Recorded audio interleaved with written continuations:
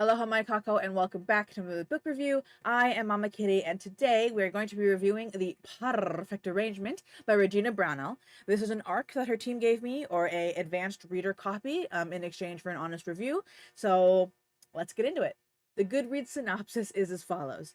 In the whirlwind of fame, can a pop icon find peace, love, and herself? Born into the spotlight, I've been famous my entire life, thanks to my rock star dad and a rise to stardom that I now know was built on lies. The media is on my tail regarding a tell-all documentary about my family's wrongdoings. I'm desperate to escape. My older sister makes an offer. Pets at her grumpy cat, her sassy axolotl, and her unexpectedly charming roommate while she's away on business. I wasn't looking for love or heated kisses, but something about him, the way he makes me feel seen, has left me longing for a life outside the chaos of Hollywood. A normal life I never knew I needed. I didn't have much time to figure it all out. With the Artist of the Year award hanging in the balance, the closer I get to him, the harder it is to leave. But as my past threatens to tear us apart, I'm faced with a choice. Leave everything I have ever known for a chance at something real, or walk away before it's too late. The Purrfect Arrangement is an open-door, heartwarming tale of love, laughter, and unexpected friendships. I'm gonna be honest, I struggled a little bit on where to start with this review. I just really adored the book that much. It was just very cute and it felt good and real, and I just really wanted to like wrap up all of the little cinnamon roll characters and like hold them close and never let them go. So I figure let's start with my favorite thing. My favorite thing about this book was that it wasn't an enemies to lovers. And don't get me wrong, I adore enemies to lovers. It also wasn't a romance where one of the characters starts off really unlikable, right? Or kind of an asshole. And again, don't get me wrong, I love those kinds of romance novels too. But I just, like, all of those tropes are a 10 out of 10.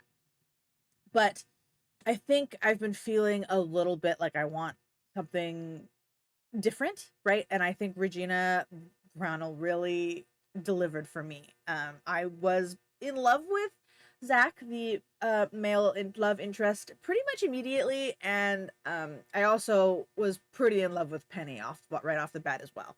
Penny is such a sweetheart and just so overwhelmed with her life.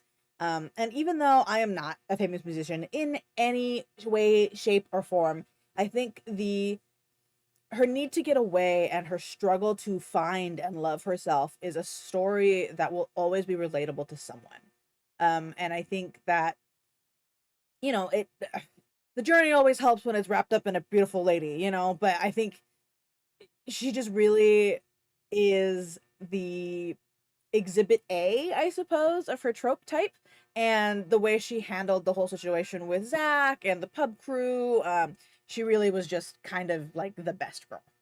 Now, Zach, I would love to know a Zach. He was so sweet and kind and lovely, and yet also so horrifically flawed. And the character should be flawed, you know what I mean? And both of them are very flawed in their own ways. But I think, and this maybe is a little bit of a flip of what I'm used to in romances, that, you know, Penny was flawed and had a whole bunch of insecurities, but her way of sort of fighting through that, at least for the most part, was being open and discussing things with Zach, which is something that he sort of points out several times throughout the book. Or on the other hand, when his insecurities were getting the better of him, he sort of shut down or tried to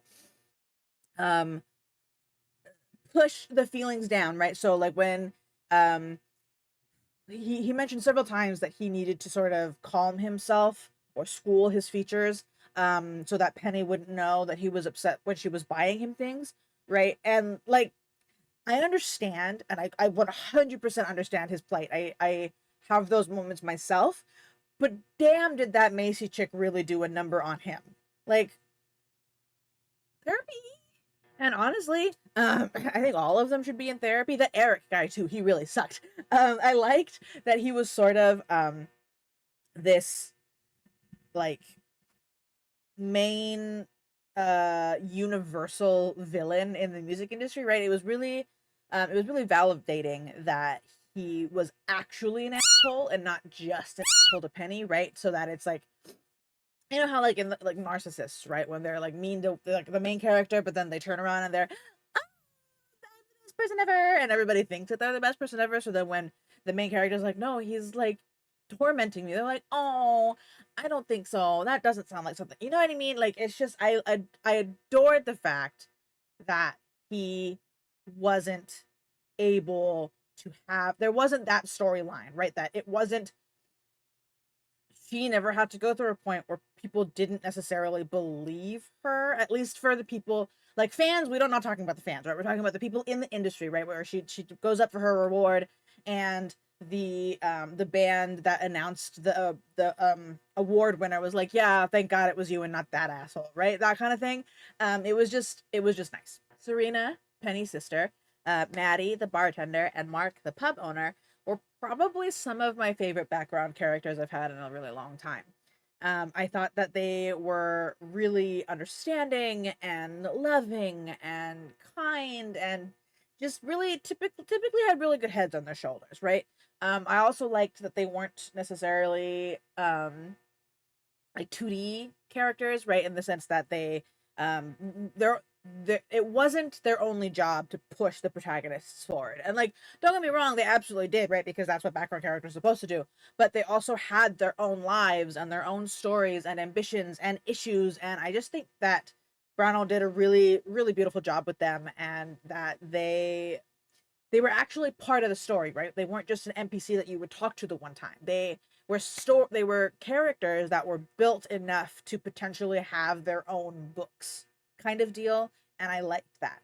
TLDR, I just really adored the entirety of the cast. They were just so full of life, and even if they were struggling with it, right, they lived it to the fullest, and it made them and their stories relatable, even if we aren't servers or bartenders or famous musicians or pub owners, any of that, right? Managers, just a humble book reviewer, aspiring author could relate to a lot of the troubles and the situations that they had gotten into, that they had to get themselves out of. And I think that that's what makes a really good book, right? And it was really, really amazing to get into the romance, right, of this novel as well, because it was just the vibe and the flow and the immediate and unrelenting attraction between the two of them was just, I've said it before, and I will say it again. When the male love interest is obsessed with the leading lady, it's just a 10 out of 10. Any day, every day, anywhere. Please, for the love of all that is good in the world, give me men that are immediately obsessed with their women. And he was so in love with her and so obsessed with her right off the bat.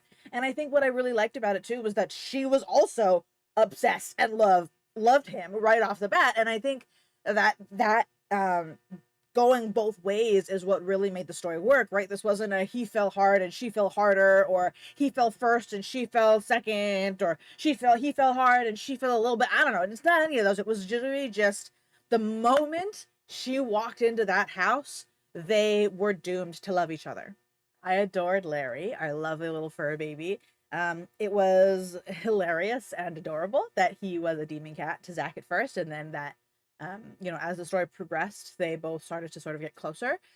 It was almost kind of it felt sort of like a separate allegory for Zach's journey, right? That as when he starts out and he's very much in his feels and his insecurities and all that, Larry's like, grr, I hate you, rawr.